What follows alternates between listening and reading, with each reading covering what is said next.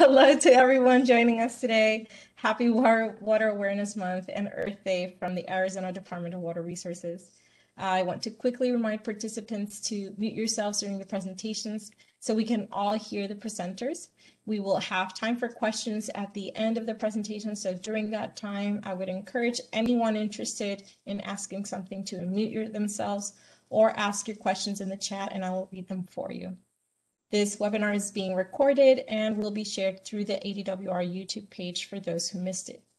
I will provide a brief Water Awareness Month introduction and then we can continue with the webinars. The Arizona Department of Water Resources and our water conservation partners from around the state invite you, your family, and your neighbors to join in the celebration of Water Awareness Month, or WAM, as we like to call it.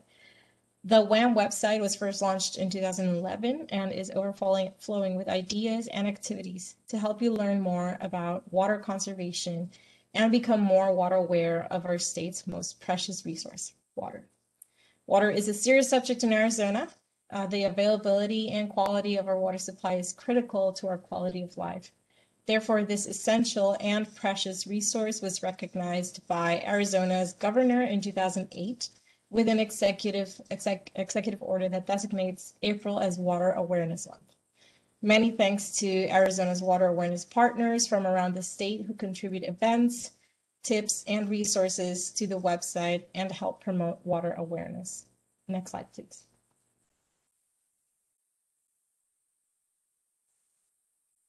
And here is one of our speakers for today in this Principles of Water-Wise Landscaping webinar. Angelica Elliott works in the horticulture department at the Gardens as the Assistant Director of Public Horticulture. She has been with the garden for over 18 years as a horticulturist, educator, instructional designer, and manages the Desert Landscape School program at the Desert Botanical Garden. She facilitates many classes at the Desert Botanical Garden and outreach programs throughout the valley on desert plants. She received a bachelor's degree of science in plant biology at Arizona State University. Angelica is native to Arizona, and she is passionate about sharing her love for the desert. Thank you so much for joining us today, Angelica. Hello, how are you? Thank you for inviting me today. I'm really excited to be a part of this event. So for those of you who may not be familiar with the Desert Botanical Garden, I'm just going to kind of give you an overview of what the garden does in the community. So for those who are not familiar with the garden, we're located in Papago Park, and we've been around for over 80 years. We had the foresight of two wonderful individuals back in the 1930s to create this garden, and their passion was the Sonoran Desert and desert plants and how to preserve it. So a lot has changed since then in those 80 years, but one of the things that we're really proud of is we have about 140 acres of plants, of living collections, and we have about 5,000 different plants, 5,000 or 50,000, sorry, 50,000 plants here in our collection, and we are known for our cactus and agave collection. And one of the main missions of the garden is our commitment to the community to advance our excellence in education, research, exhibition, and conservation of desert plants of the world, with the emphasis on Sonoran Desert. So as I mentioned, one of our pillars of our mission is education. And we have programs for all age groups from 6-month olds till 80-year-old and beyond. So we're really it's really important for us to educate the community of the importance of desert plants and the Sonoran Desert. So with that being said, the garden has created a signature education program called the Desert Landscape School. And this was created back in the 1990s or so. So we've been around, the Desert Landscape School has been around for quite some time. So I wanted to talk to you a little bit about the Desert Landscape School. So if you want to advance the slide, please. So what is the Desert Landscape School? Well, like as I mentioned, it was started in the 1990s. And the reason why it was started is we knew the importance of educating the public of how to maintain and take care of plants. So like I said, we've been here for over 80 years and we've learned a lot in maintaining our desert collection and our plants, how to maintain them properly, how to water them properly, and how to, manage our water properly here at the garden. Because, as you may know, water is it's a renewable resource, but it's also a limiting one here in the Sonoran Desert. So advance the slide, please. So one of the things with the Desert Landscape School that's really important to us is that it is a lot has changed since we started in the 1990s, but what it is it's a certificate and credentialing program. So the audience that we're geared towards is we have a lot of different audiences that come to the school, whether they're landscape professionals, either in the maintenance field or landscape design field, but we do have a lot of homeowners and gardeners who want to advance their knowledge in order for them to be successful in the landscape and in gardening. So one of the things that we really strive for is to really teach whoever comes, the learners that come to our school, the best practices on desert landscaping. And that's really important to us. And one of the things that kind of sets us apart is that we are very hands-on. So if you're going to learn about pruning, the best practices on pruning, you're going to learn the actual fundamentals of pruning, but then you're going to be going outside in the garden and actually practicing your techniques. Same thing with planting. If you're going to start planting, we're going to show you the basic foundations of planting, but then you're going to go outside and actually practice. So that's really our really strong suit of the Desert Landscape School, because I think that's how most people learn, is by application and actually by doing. The other wonderful thing about our Desert Landscape School is taught by experts in the field. So a lot of our garden horticulture staff are actually the instructors of our program, but we also have outside experts as well that come in, landscape architects. We've actually had folks from the Arizona Department of Water also talk on water harvesting as well. Next slide, please. So the next slide here is one of the things that we've kind of come to, thinking about our Desert Landscape School program, because in the past it was almost a 6-month-long program, but we've decided it was easier for learners to be able to jump in and based on their time and schedule. So we've broken it up into what we call 6 modules or six certificate programs. So you could see all the different certificate programs that you can take. And usually our certificate programs are about 10 weeks long if you're coming on site here at the garden. So one of the things that we offer is like Desert Plant Palette. That's about the plant palette that you can use here in the Sonoran Desert that are well suited to our environment.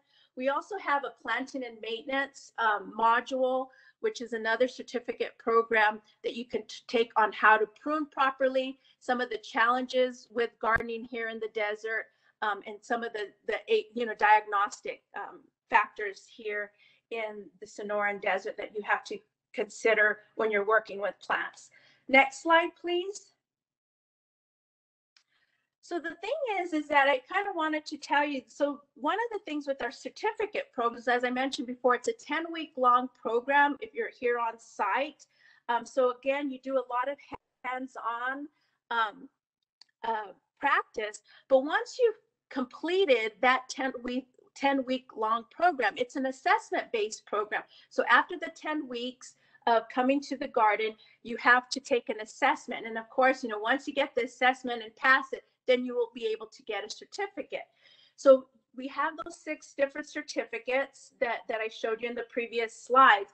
So once you have completed those 6 certificates, you actually get a credential that you have received through the Desert Botanical Garden. So you're thinking, well, what does that mean to me?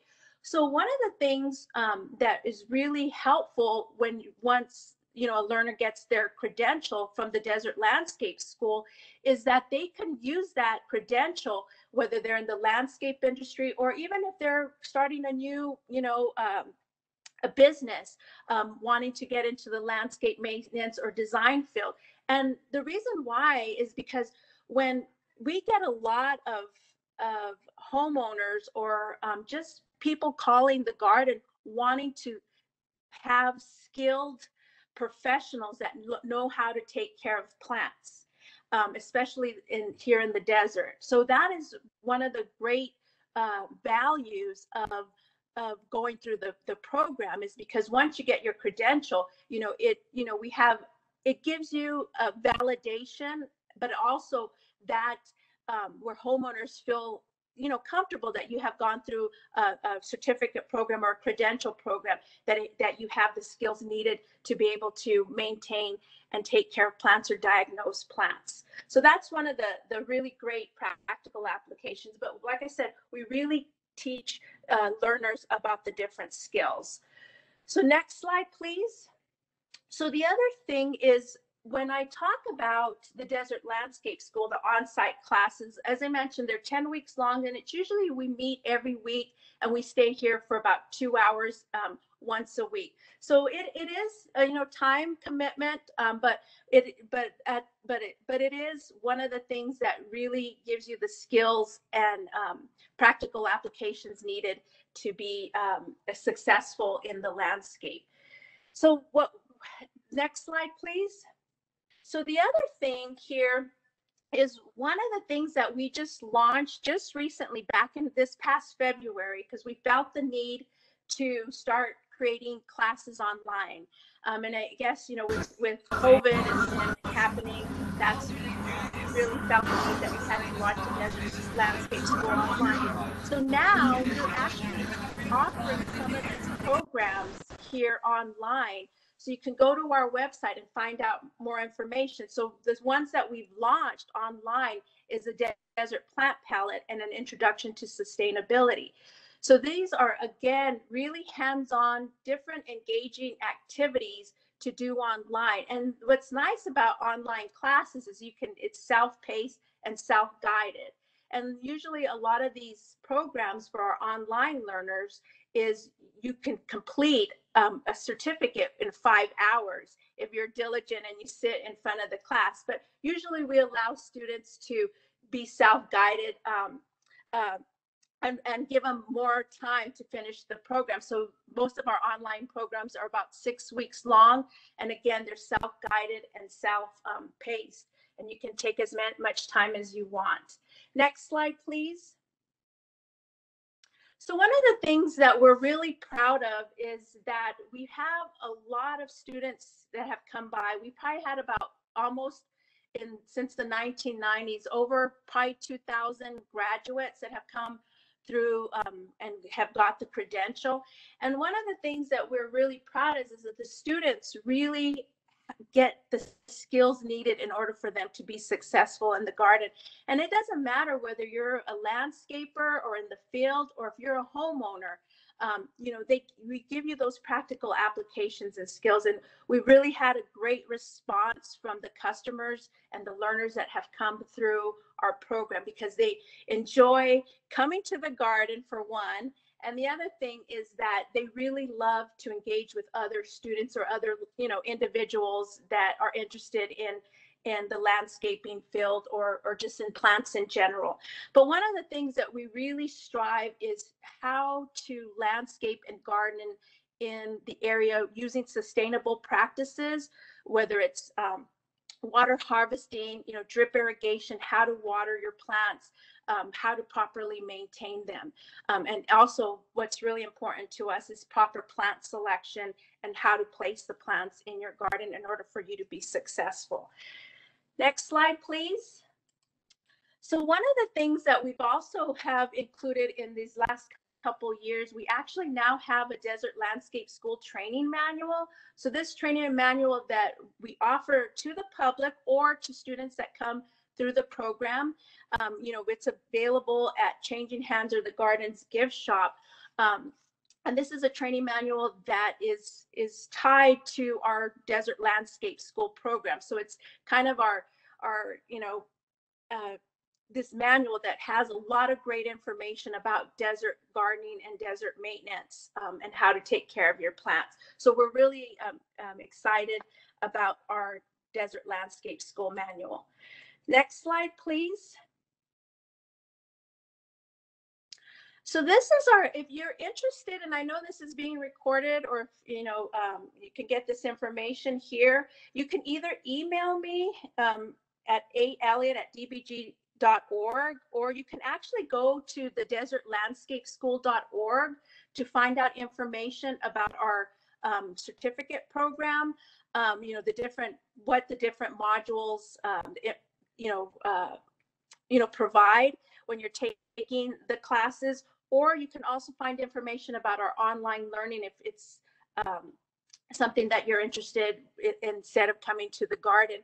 We're hoping in this summer that we're going to be starting to offer our on-site programs. You know, we had a little bit of hiatus due to COVID, but once we're going to start gradually opening up our educational program. So we're hoping by summer in June to start offering our on-site programs. But in the meantime, if you're interested in our online learning, that is available at this time.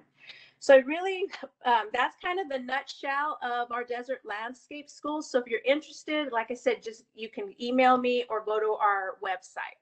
And I thank you so much, and have a great rest of the day and the event.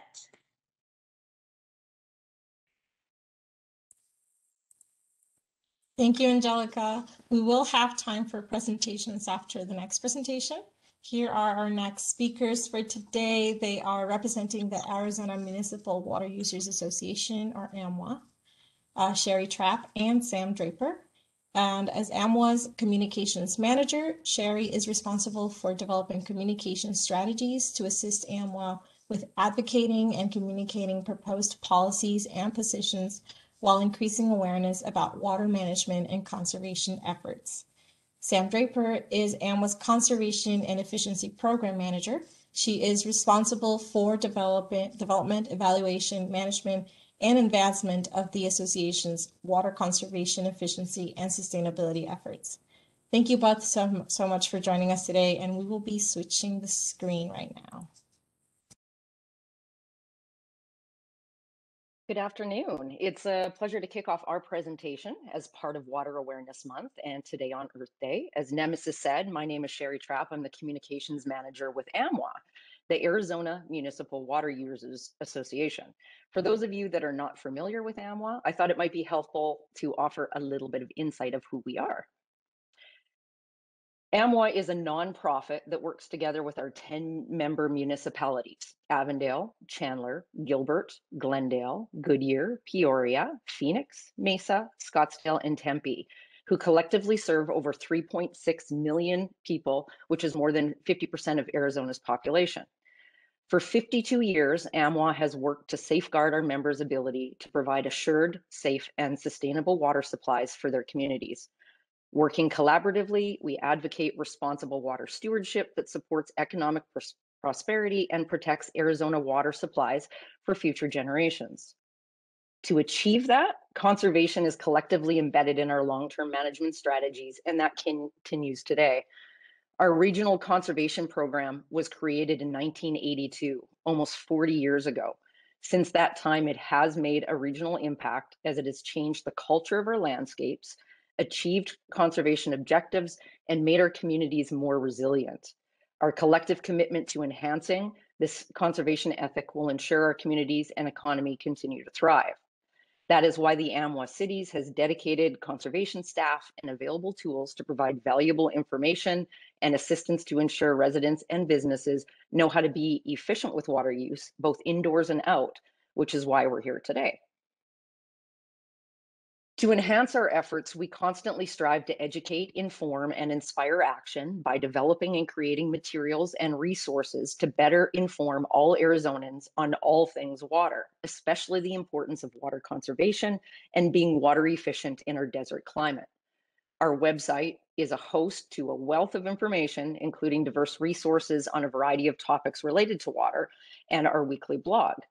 This is to help ensure everyone has the opportunity to become more water aware because we all play a part in our long-term sustainability in Arizona. A key component of wise water use in Arizona is developing water efficient landscapes. A desert adapted landscape will save water, time, and money while ensuring we are being responsible with the water we have. The AMWA website has that information to help you do precisely that. Our Plants for the Arizona Desert website is an interactive, easy to navigate, modern resource that highlights over 200 desert adapted friendly plants through high quality photos that allow you to see each plant in multiple views, which will make planning your yard that much easier. I am pleased to turn it over to Sam Draper, AMWA's Conservation and Efficiency Program Manager, as she will give you a guided tour of this fabulous resource. Sam? Thank you, Sherry. Good afternoon. My name is Sam. I had the privilege of working with the AMWA cities and some amazing contractors on all of the projects that culminated to this website that I'm going to walk you through today. The Plants for the Arizona Desert website was launched in late 2019, and it was truly a labor of love. Beyond creating the website, we also contracted with our partners at the Desert Botanical Garden and the Arizona Department of Water Resources to ensure that all the plant names were as accurate as possible. We also contracted with a professional photographer to capture all of the lovely photos that you'll see on the website. We know the desert offers a surprisingly diverse selection of low water use landscape plants and trees.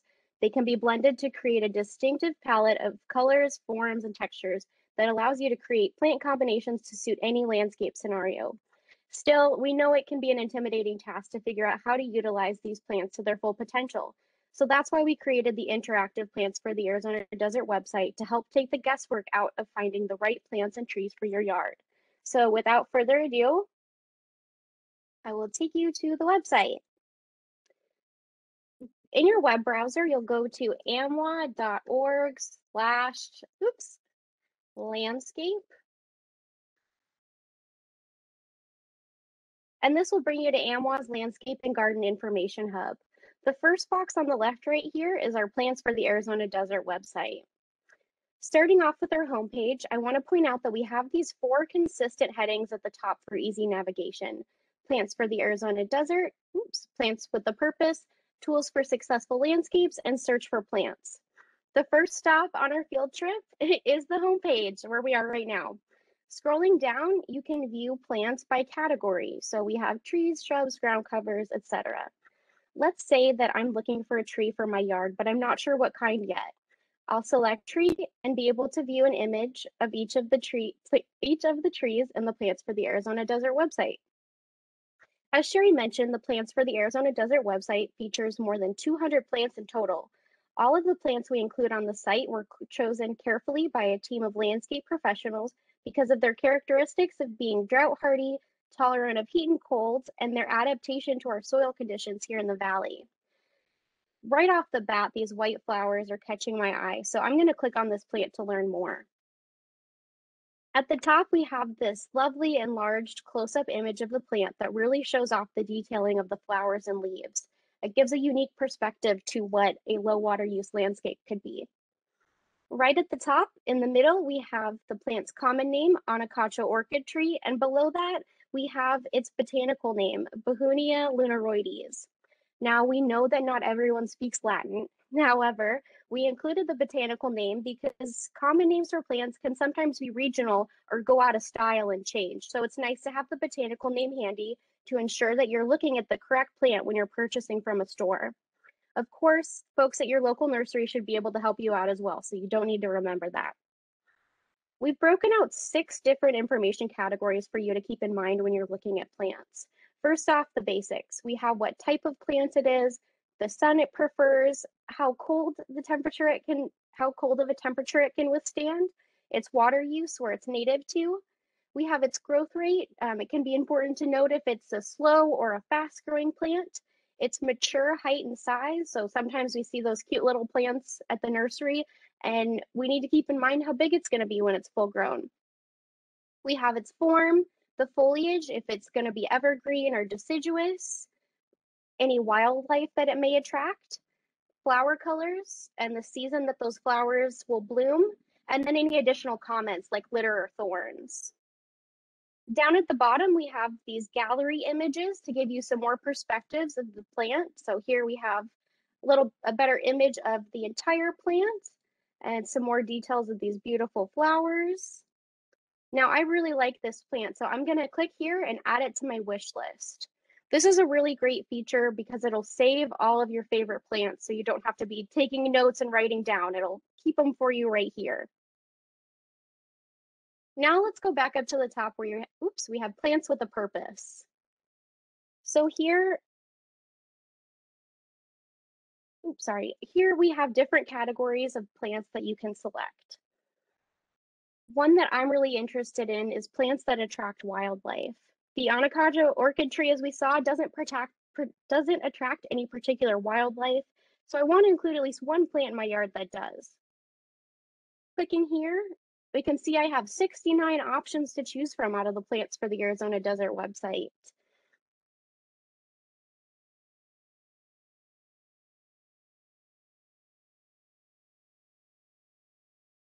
Lots of pretty pictures. They're really relaxing to look at. I'm going to click on the desert milkweed plant because I've heard rumors before that they're good for butterflies, and it kind of looks really unique, so that's cool. All right, scrolling down, yes, it does attract butterflies. I'm a big butterfly fan. We can see it also is a native plant. It's pool friendly, it attracts wildlife, and it's rabbit resistant.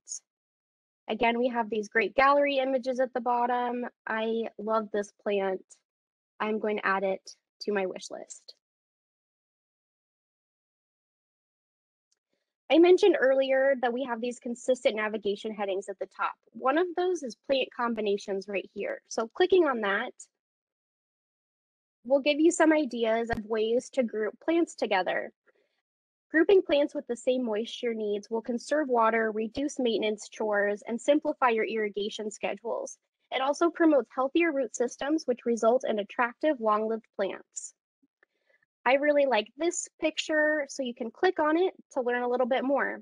We have a description of the plants that are included in here and how they combine together, and links to the plants that are featured in the photos.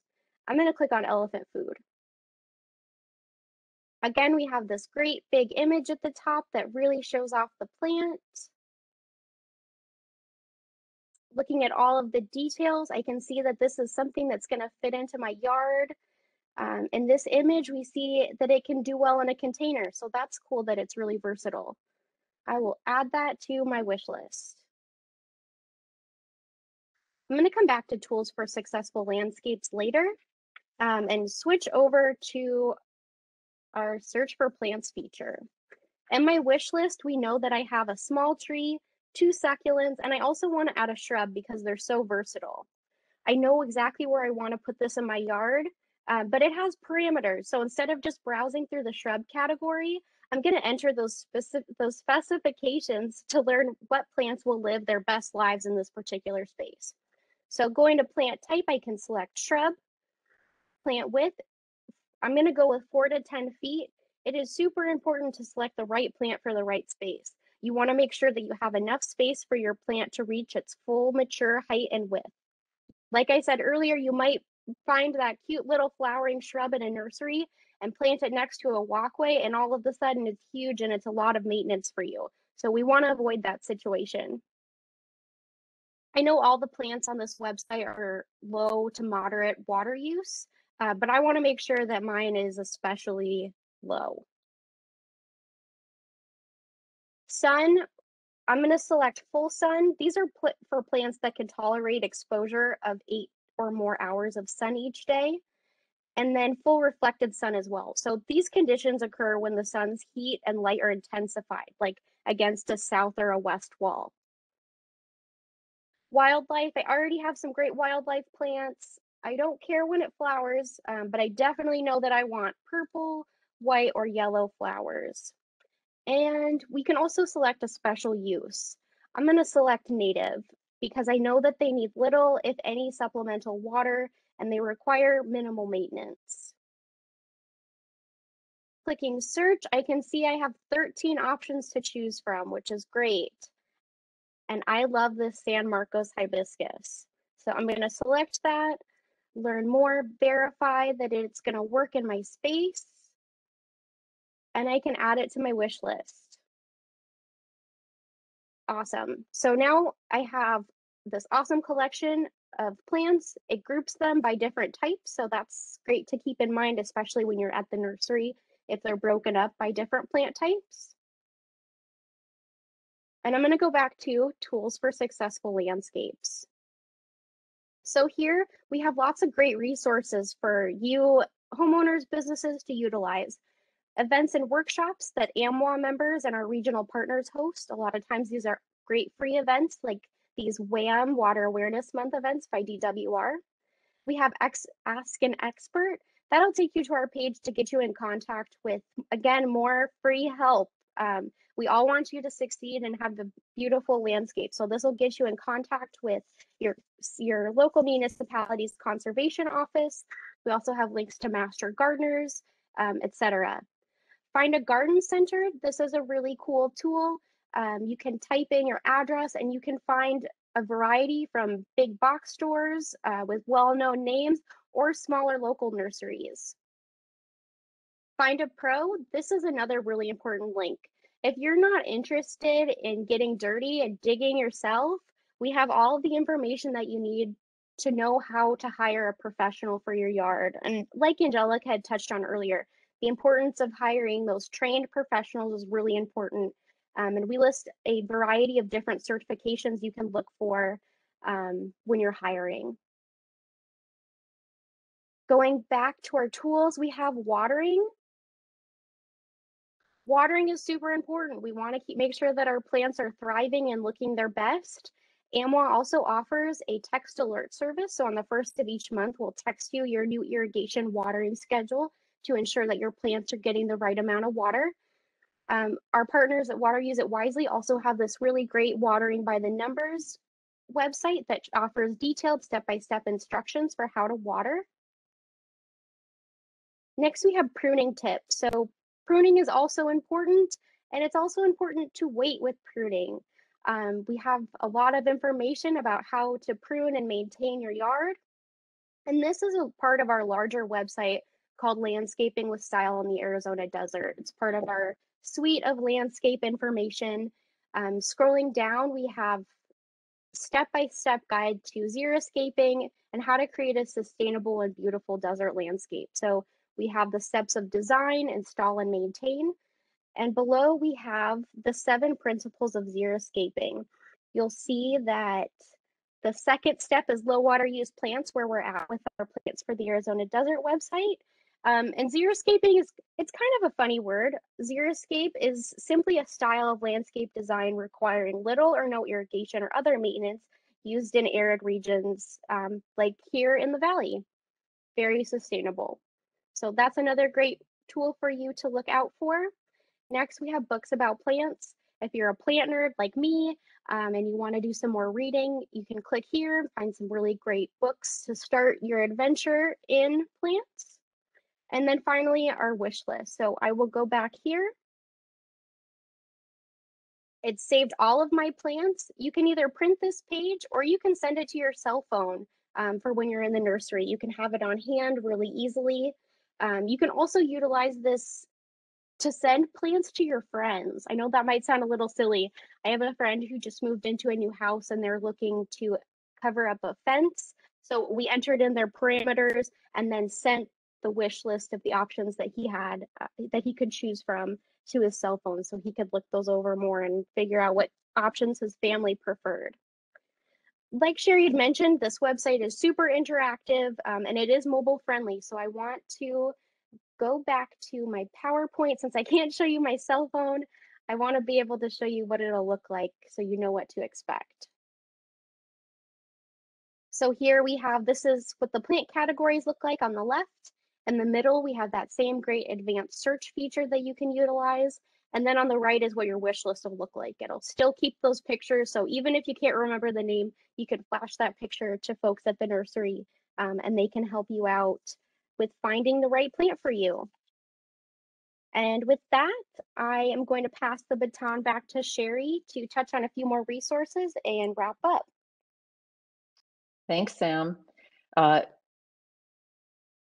Our plants website is obviously incredibly popular because it offers so much great information, but we have a lot of great information and great resources on our AMWA website, including some of those that you saw here today and that Sam mentioned, like our monthly watering information, but we also have a new water use calculator to ensure that your water use is efficient in your home and in your landscape. So just remember, visit amwa.org, and if you go to the top and click on the What You Can Do tab, that's our main conservation page, and that's where you can find all the information at one convenient place.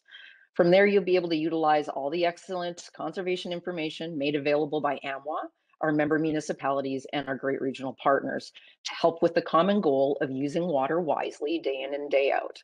And again, each city has dedicated conservation staff and rebates, resources, and programs which can all be accessed from that page.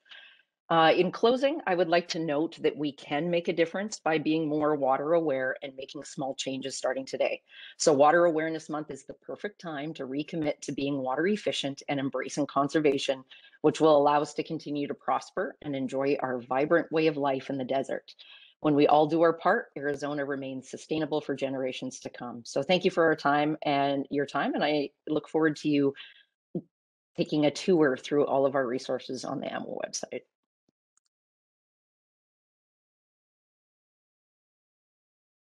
Thank you, Sherry and Sam and Angelica. It was awesome to learn about the Desert Botanical Gardens Desert School Program and about AMWA's many low water use landscaping resources for residents. I really like what you mentioned, Sherry. We need to all make a difference by being more water aware, and it all starts with us. That's why we wanted to plan these Water Awareness Month webinars, to empower our audience with all the resources that are out there, so they can learn and be able to be more water aware through their different interests, that being that using technologies or using landscaping or any other things. Does anyone have any questions from the audience? You can also write them in the chat.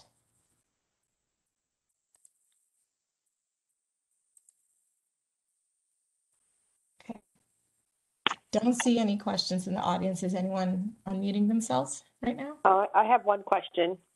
Yes. It may be partially addressed by plants that attract animals, but have you looked into possibly adding a variable about whether or not they're safe for pets when people are planting things in their yard?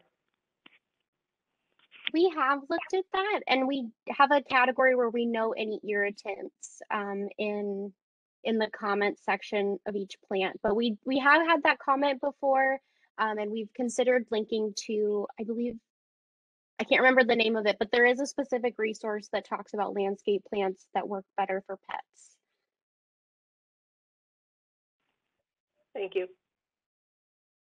We can look for it and send it to you, Donna, later. Does anyone have any other questions? I know in the chat someone wrote, could we get a link to the recording? And that is a yes. I will share soon a link to where you will find this and our past Water Awareness Month webinars. Okay.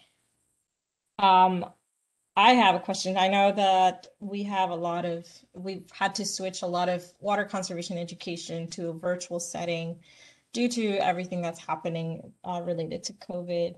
And I know that Angela mentioned that there were a lot of virtual opportunities other than the in-person opportunities, right, Angelica, sorry.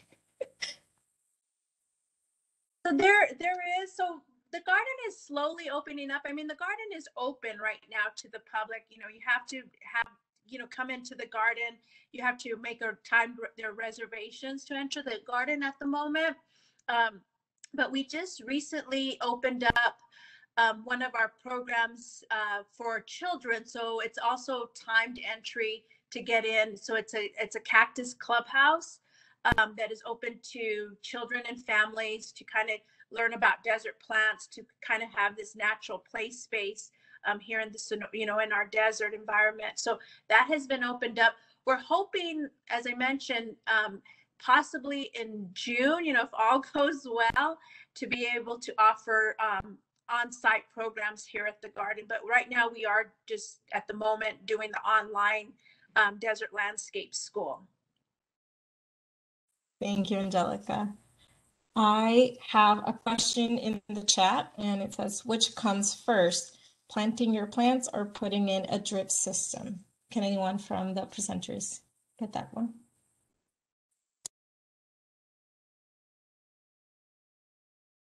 I would Sam, say neither. I would say planning comes first. So planning and then designing around where your plants can best thrive, and then designing the irrigation system, and then putting the plants in. Um, but if Angelica has anything to add, I would love to hear it. Yeah, and also oh, go ahead. I'm sorry. I was just going to say our landscaping with style in the Arizona desert actually takes you through all those steps of planning when the plants come in, putting in that irrigation system, and it shows step by step. So you can also reference that. Yeah, and I think the really crucial thing is, Sam and, Sherry mentioned is, proper placement of the plant. So first you have to have like your design, outline, and making sure that the plants are going to fit the space, that they're suited to that environmental conditions. Because I think that's kind of one of the biggest mistakes sometimes that we may possibly make is not putting that plant in the right space. So it has to have, a certain amount of sunlight. It has to be you know, uh, uh, you know, have that when you let it grow when it gets mature, having that proper space. So that's really the most important thing. And then I think you can go either way. I mean, if you're doing a newly designed landscape, a lot of times they do plant the plant first and then put the drip irrigation to it, because a lot of times the emitters sizes are going to be different.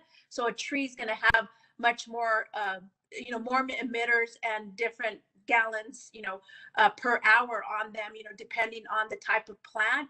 One of the things we really recommend with irrigation systems, if possible, I know it's not always possible, is to have a separate irrigation line for your plant. So you have a separate tree line and a separate shrub line and a separate, line for your herbaceous perennials, your flowers, because, all these different plants take different amounts of water.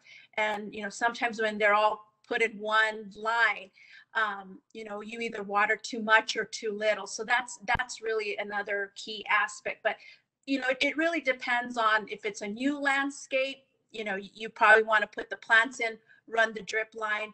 But if you have an existing landscape that might have already drip irrigation in it, you would, of course, plant your plant and then, try to find the irrigation line and then apply your drip to it. So I hope that answers your question. Thank you, Angelica and Sam and Sherry. I don't see any additional questions, but does anyone have any? Okay. Well, thank you all who joined us today. It has definitely been fun for us to plan and host these Water Awareness Month webinars. If anyone is interested in checking out our past 2 Water Awareness Month webinars, they are in the ADWR YouTube page, and I will share the link right now. Okay, there it is. And the celebration is not over yet. We should all celebrate and protect Earth and all water resources every day. I will also add to the chat the Arizona Water Facts Water Awareness Month website, where you will have the opportunity to share how you stay water aware, and you could win a water conservation prize. And with that, I will end. Here it is. Does anyone, any of the presenters, you have any last comments?